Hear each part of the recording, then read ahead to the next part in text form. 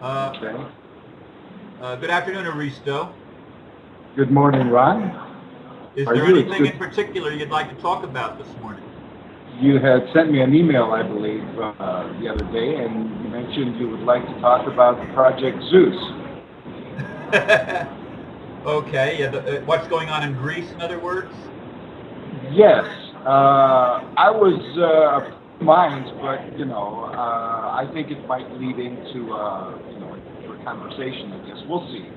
I've thought about it a little bit, but I had another topic, and then I that, and so now I'm completely up in the air about the nature of the discussion. So we'll see where it takes us. Okay, So let's go let me for it. just get on with Project Zeus. Well, you sent me an email a couple of days ago, I guess on Monday, about somebody signing a petition about this thing that's going on in Greece called Project Zeus.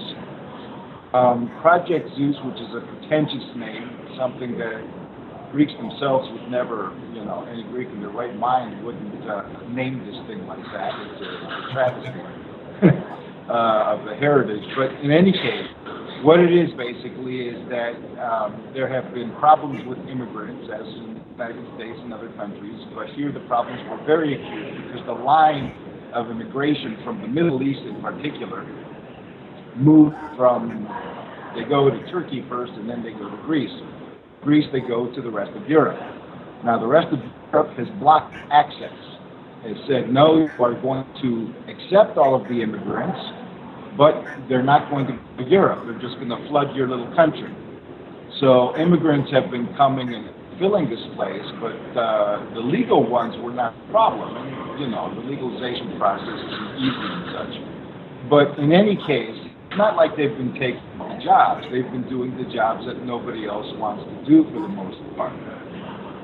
The problem is that Greece is also surrounded by countries that are basically full of their own mafias.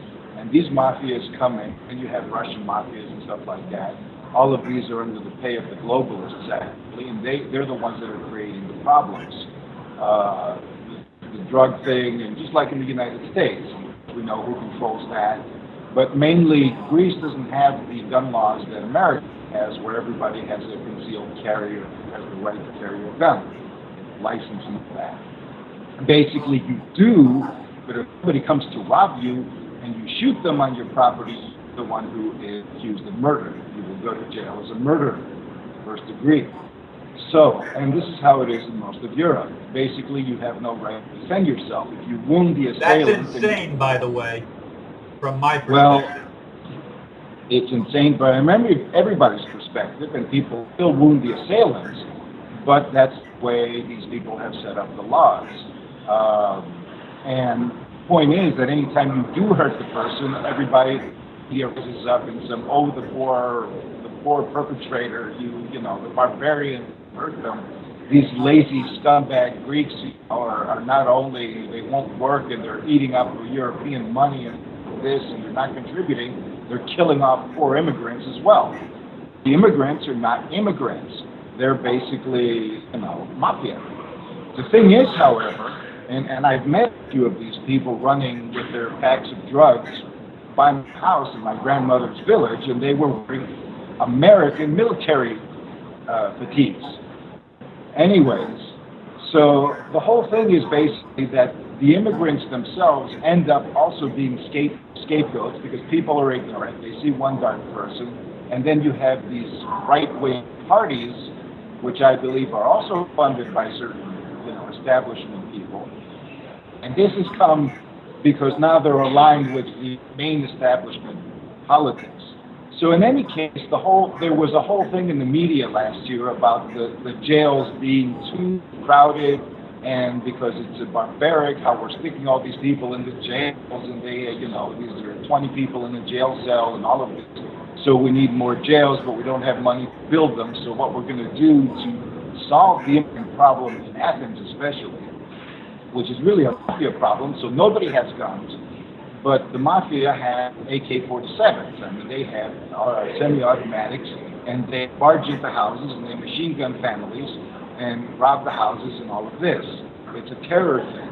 Now, this is what's also been going on since 2010. certain little old ladies and old men, basically, for the most part. As soon as all of these rumors came that the bank's going to collapse and the people won't have their money, they would go to the bank and they'd clean out their accounts and stuff the money in the mattress. And so all of a sudden, these people were targeted by mafia so-called immigrants with submachine guns and were tortured, skinned alive, to say where they hid the money. Now, it always happens, you go to a bank, people do not eavesdrop. You clean out your account, nobody, and even if you put it in your handbag, somebody has to be right next to you to know what's going on. So, and this has happened in all parts of Greece. So I'm thinking that, it's very, very suspicious in the sense that somebody's been tipping these mafia people off to keep people, and then the establishment comes out as anybody who takes money out of the bank can be easily victimized. So you better be careful, you're going to be targeted. And the way they've treated these old people is similar to how the mafia tries to make an example of somebody. They cut off their limbs, skin them alive, burn them alive. It was just complete insanity.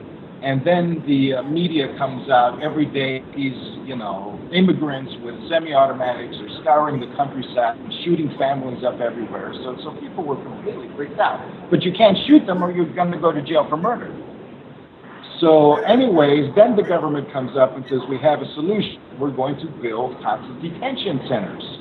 These are not like American detention centers that are basically high-tech and with barbed wire and all of this towers and this and that. They're basically a bunch of shipping containers and a barbed wire fence and very rudimentary toilet and whatever. But you stick these people there, it's a concentration camp. And people do not want it. Everybody was protesting against this, not because they felt sorry for the immigrants, but because they say, well, what if there's a breakout, a mass breakout, and then you have all of these crazies scouring the countryside and they're going to all kill us because they built these next rural communities, villages. They're not out of the way. Greece is a small country. I mean, you don't have the Arizona desert or prairie lands or whatever like they have in the United States, these open spaces. So the people do not want this. They say, well, the only solution is for the Europeans to carry their own weight. Why don't they take the immigrants? Well, when boatloads of immigrants would try to go to Italy, the Italians sunk them and killed all the people on board. But nobody said anything. Instead, Amnesty International turns to Greece, calls Greeks at fault and barbarians, and accused them, indicted the whole country as some kind of terrorist tactical organization. So the whole point was to stress the society to the breaking point. And then you have everybody being kicked out, and the immigrants themselves are trapped. They cannot go anywhere. They can't go back to their home because a lot of them are returning, even though their home is war-torn and blasted. These are from countries like Pakistan, Afghanistan, Syria, Iraq, and Bangladesh, all these very poor war-torn countries. So they're building these containers, and the Prime Minister last year comes up, and I heard it from a few people, said this once and then didn't say it after that. Basically, well, when push comes to shove, we're going to bring in UN troops and they're going to restore order. So that little thing, the Agenda 21 thing has been coming out, along with all these other ones. Well, what's going on now is that they're building these things anyways, but for the past 6 or 9 months, the news isn't talking about it. In fact, if there's even a protest around here, there's a news blackout. We're talking all the news channels, they go on strike, which is really funny because, they always go on strike whenever people protest, whenever there's something to cover, whenever there's an evident sign of unrest and people are ready to come to the breaking point. You have an increase in chemtrails, which they're now shooting at night, not in the daytime, so people don't see them, but you can hear the airplanes. And they're not around on the full moon either, or when you can see it. But the symptoms of itching eyes and pain in the muscles and all of these things and dizziness, they're always increased, and they're setting up a new water system. The Chinese have allegedly bought the waterworks, or they're buying them, or they're really iffy about that, but all of they're going to fluoridate the water? They're going to do fluoridated and probably put other things in there as well. I guess the idea is to put in the same cocktails as they use in insane asylums to keep the inmates, under wraps. But I've heard from the alternative media that they also put radioactive materials in there. Basically, and they're saying, the politicians have come out to say, well, statistics say and the bankers say that Greeks live too long. They have to die earlier, and it's wasteful. So now they're saying that we have to tax the unemployed because they're wasting resources. And anybody who dares support an unemployed person has to be taxed additionally as well, because they're contributing to this. If you don't serve these, establishment types, if you're not their slave, then you are a waste on the planet. And eventually, if you cannot pay anymore and have nothing, you're still eating. So you have to contribute. So they're going to put you in the camp. And the camp is going to eventually kill you nice and neat. In addition, there have been cases of a kind of tuberculosis or leukemia, I don't know which it is, but it kills you in a month. And it's hit athletes. It's hit 22-year-olds from different parts of Greece, completely at random. And again, this sounds very suspicious. And so when this all happened around 2010, when the shift, when the crisis and all of this, the media again was coming out. Many commentators were saying, this is a test. Greece is a testing ground. And people would think, well, it must be a testing ground for some financial thing. But no, it's a testing ground for 10 to 21. Just as Iceland was another testing ground, a control group where they basically went through and all of this because it's isolated and who cares. But in Greece it's the opposite. They call it the fast track. That's what the earlier prime minister said. We're going to put you on the fast track. And of course, if you can read between the lines, you know what he's talking about.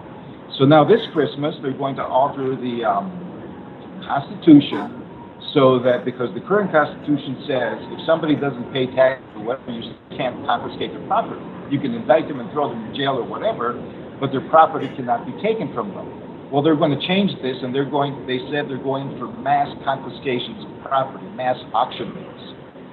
And this means that people, the concentration camps are going to be for the Greeks, and they're going to try to do this as quietly as possible. And the psyop, if you really listen to how they're doing this and how the insane atmosphere is going on, everything is a psyop. You can easily see this. But as far as I know, they freak out whenever there's a sign of unrest. They do not want this. They do not want people rising up, even violently, because they want it to be under their control. If there is a sign of unrest, then I guess they're going to scrap the because, it has to go to plan B. Now, if there is a sign of unrest and Greece people take back their country, and the rest of the world doesn't, well, then you're going to have the old Palestinian effect. You're going to be isolated. Have plenty of other countries around, and this is why they constantly demonize, this area and people. In fact, one academician, a Greek lady who has a very high position in the Sorbonne in France, came and said, well, you're all complaining about starving to death, but I lived through the war. You can't complain because you're all lazy and you didn't work hard enough, but all of this, my father was in the system, and basically he tried to help, and the ones who ran against him were the politicians of the establishment. They're the ones that created an atmosphere of promoting all of this corruption. And then later, the other Europeans come in as if they're innocent and say, well, you're corrupt, so you deserve to die. So this is constantly going on. And, in Greece, we know of certain quotes by Henry Kissinger and George Soros, and, they're not really talked about elsewhere, how much he hates Greek people. Kissinger especially said, well, I hate them because they don't obey. They have a history of being disobedient. Little city-states that never organized, always fighting, whoever dared try to, whatever. The whole thing with the Romans was just a century after century of external powers constantly trying to take over. And eventually the Romans won out. But there is a constant psychological warfare, and even the whole shipping container thing, the concentration camp thing, is being turned around as if it's the right-wing party's fault. But this is basically the agenda. And you have the politicians here are basically allied with the forces that are Anglo-American and all of this for 100 years or so. These are the same families, basically, their children, their grandchildren, and they want to bring back the concept of royalty and the concept that the people are scum, and basically they're also wanting to destroy the environment. They're digging up a certain mountain right now, polluting the water. It's a copper mine. Greece is full of gold mines. So even if they take away, all of the gold disappeared. They stole it from all of a sudden it was gone. We had 100 tons of gold, and it's gone. So that can't be used to pay back anything. The debt is bullshit, but the propaganda is going. So they're constantly saying, even though I don't believe most Europeans or all Europeans believe this, but it's very easy for the European to say, well, you're losing your job because the Greeks are on the beach having a good time, drinking ouzo and dancing, and not paying their debts, so they deserve, so all their hatred comes this way. So this is a situation basically where people are moving into despair because they don't want to repeat the past karma of sacrificing half the country in some bloodbath, because that's what's going to happen. Because if they start, it's not going to stop. It's going to be like the Jews with the Nazis, where they hounded them down for, it's not just going to be here. They're going to go off and find these people. If somebody loses their family and is tortured, the survivors are not going to ever give up. So they want to break that spirit. And if they can, and if they start doing that, people are awake enough that it's going to start a cascade. And this kind of cascade is going to be very, very violent, and they're going to be called terrorists and all that. But at the same time, that's going to trigger other people to wake up and to really think about it. Because as you said, and as Peter Van Run said, it's the Phoenix effect. The whole thing is to create a crisis, scapegoat a lot of people, create a lot of sacrifices and martyr, just like the church did in the Christian, took advantage of the Christian martyr effect to establish itself. And then the saviors come in, and we have a new order. We rise up, and this is going to have many of the spinning points, many of the talking points of the of things people are discussing right now, like the OPPT, and a lot of these establishment people are now promoting the BRIC nations concept, where before it was anti. But now it's slowly moving into a promotion of that and saying that, well, Europe and America are just going to have to be it's going to have to be BRICS, EA, BRICSAD, which means BRICS, Europe and America. So basically a global scenario with one currency and blah, blah, blah, the same thing that they're talking about, but they're still going to be in charge. And they all, and you can see that there's always a pretense of arresting people, and then all of a sudden it gets covered up, and we don't know what happened to them, and then they come back through some back door. But the point is that the person who wants to sign petitions, basically, it's happening everywhere. Similar things are happening everywhere, and they've been happening in the third world for decades, and nobody's really cared. Basically, until it comes to your back door, most people will not care. Most people who make excuses about this and that and use all the spiritual jargon or the liberal jargon or the conservative jargon basically don't, it's all an excuse because they're saying, well, unless it comes to my back door. Just like the professor in Germany who said first they took the Jews and et cetera, et cetera. We're like that. But even if we want to do something, what can we do externally? Because all of that doing is posed in terms of matrix reality, and all of the corners have been covered. All of the exits have been covered by these people. These people have been plotting and planning this for a long time. So if it's going to be a matrix solution, there is, it's been basically, there's a plan B and a plan C on their part regarding it. They've taken every single solution we can come up with, and they have a booby trap at the end of it somewhere. So we have to be very, very careful where we tread.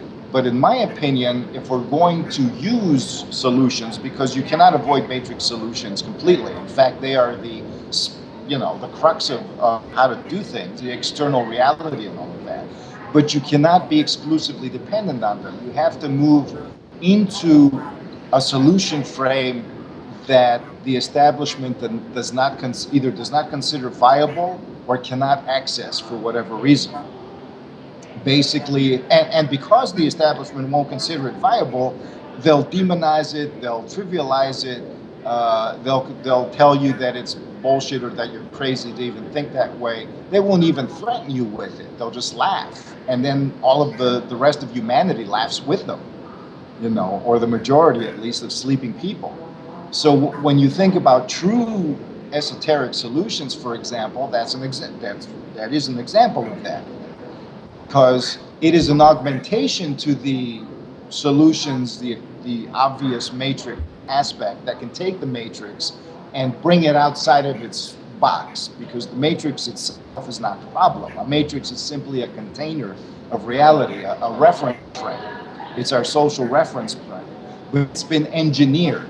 So any kind of de-engineering or re-engineering you want to perform upon it in terms of its own limitations is going to be controlled by those who are basically writing the program. Let's put it that way. And they're insane. And they are insane, but insane like certain serial killers who the police can't catch unless the serial killers want to be caught. They're very clever. And that's another thing, because their insanity reflects the delusion that they think they can actually have high technologies without freedom. Their own forefathers foresaw that the Renaissance actually threatened to overthrow them because people started thinking freely. And these people were not the poor people. They were actually from their own classes. They went against the religious institutions, and in the Renaissance and saw alternative. Actually, that was a time when they were doing magic and stuff like that. But actually, alternative philosophies, the ancient works came up to the surface again, and all of this. And they were burning witches in the Renaissance far more than they were in the Middle Ages. So, and of course, the Salem witch trials was a late effect, but the 1400s and 1300s and 1500s were the peak of witch burning. That's because people were and it started in the 1200s with the Cathars, because these were actually a Christian offshoot. You know about them. Right, yes, and you do. So everybody basically, they saw that free thinkers are actually more creative.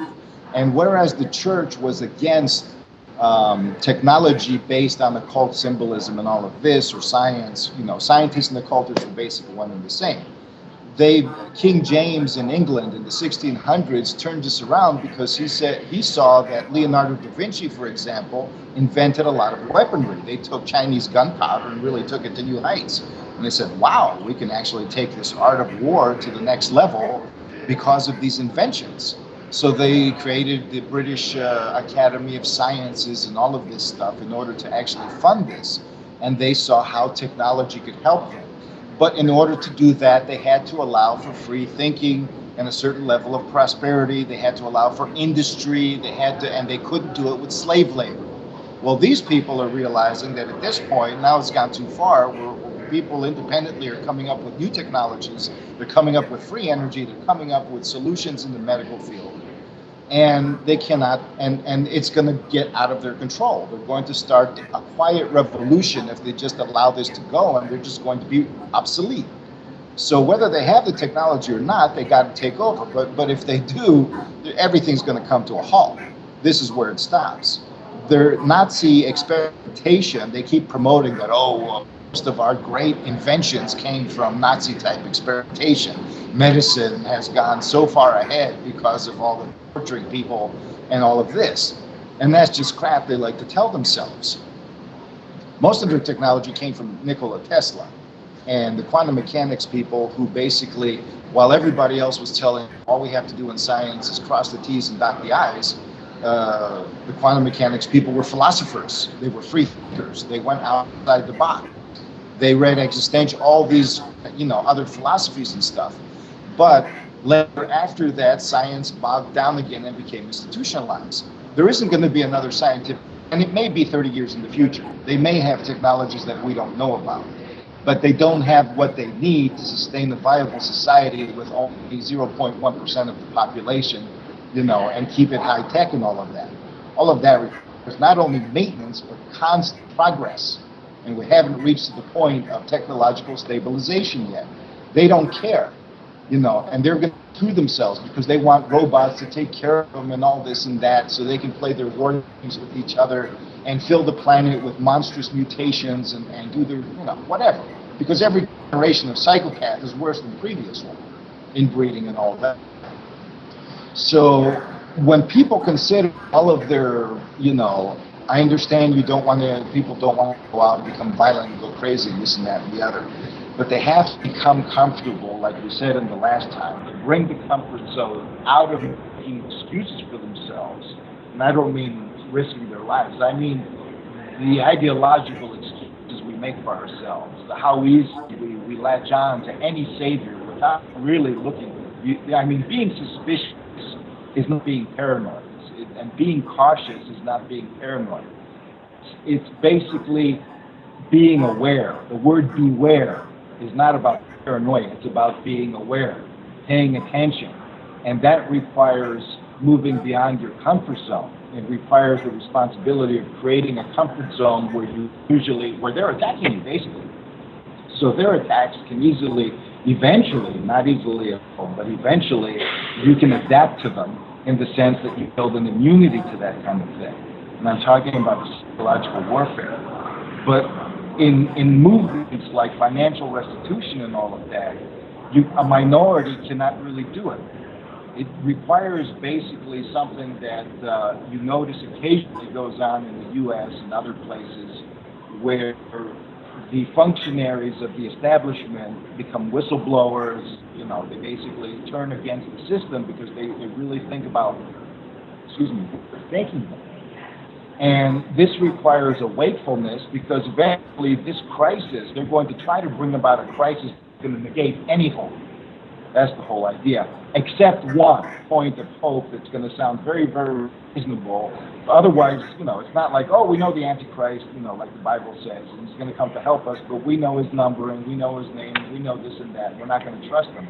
They're not that stupid. They're going to create a very, very convincing set of solutions after they've made, because one way to manipulate you is to make your neighbor suffer and then tell you, are you going to choose the solution as a responsible human being? A lot of people will want to. So outside of the box establishes a series of parameters similar to this idea of timeline one that you really don't hear anywhere. Occasionally channelers and such will pick up upon it, but it's not popular as other ideas, like extraterrestrials taking away people and stuff like that, and saviors and all of this, apocalypses. The timeline one idea, it's also a matter of there's a feud now between two timelines. And it's not like battle, but it's a purification because there are no two timelines. As Bill Brockrader said, there's only one timeline, but this other timeline is basically the fragment that needs to be integrated into it for it to manifest. And so as the fragment is integrated, you're going to come into contact, as we said, with nightmarish probabilities. And by moving in an aware manner, these probabilities do not have to become full actualities. But you can see it's very challenging. I'm living in a situation where within a year, my money can run out. I can be put in a concentration camp and it's over. I'll have to be running in the mountains like a fugitive, and everybody's thinking about that. And I don't have kids. What do people do with kids and extended families and all of that? They're going to take the kids. They're going to put them who knows where. There's a rash of abductions. Everybody's afraid to leave their kids out of sight. People are basically, it's a cliche, but they say it's the gypsies, but people are paid to abduct the kids and take them who knows where, and they disappear. Organ transplants. We have a lot of old establishment folks who are like, George Bush, 90-some years old, looks really young. These people are looking younger and younger every day, and they're laughing about it. They're getting special treatments. Who knows how long this foolish behavior can last? They're trying to turn cancer cells into immortality cells. These people want to replace all of their normal cells with cancer cells, which shows exactly how the archetype is working. And these mutated cancer cells they found are immortal. They don't die. They don't replicate. They're just there, like the living dead. So they want to preserve themselves. They have ideas like this, so you can understand how crazy they are. So rationalizing with them, convincing them the truth and the reason in all of this, I'm sorry, I don't believe it's going to happen. People need to really start thinking. You don't require a plan, but you need like the affirmation. Like you said, contracts are all broken. Contracts are bullshit. Contracts between liars or one liar and a truthful person are not contracts at all. and karma needs to be returned. And we're the first ones who begin that by facing everything. So we can get into the right mindset and heart set and body set of truly addressing these challenges, because it's going to push us to the limit of what we think our potential is and take us beyond it to discover our true potential. So you're going to come into situations like you did with the lady in Canada, and I'm going to come into other situations, and somebody else is going to. That part for the course. It's I wouldn't call it the training ground, but it's basically, well, under these conditions, this is how we basically get in shape. This is how we realize our weaknesses. This is how we realize where we're not paying attention. And God might look at it and say, look, man, it's nothing personal in the sense of I'm not after you. It's basically that right now, compromise is not an option. All the chips are on the table, and we have to be fully awake and not just tell ourselves.